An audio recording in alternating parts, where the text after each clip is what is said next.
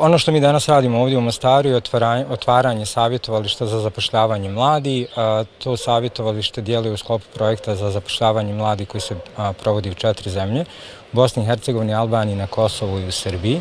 I cilj nam je znači kroz nekih naredne 3 godine doprinijeti da omogućimo mladi bolje uključenje na tržište rada.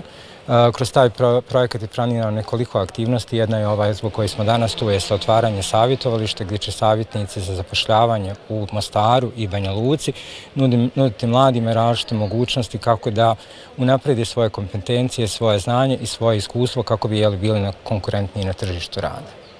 Što se tiče Bosne i Hercegovine, u ponedjeljak, prekjučer, otvoreno je savjetovalište za zapošljavanje mladih u Banja Luci, a danas je službeno otvaranje savjetovališta kada je riječ za grad Mostar i područje grada Mostara. Što se tiče Bosne i Hercegovine, to su jedina 2 savjetovališta koja su planirana u okviru ovog projekta. Naravno, ukoliko bude dobre prakse i primjera dobre prakse, mislim da će se neke druge organizacije potaknuti na otvaranje jednog ovakvog savjetovališta.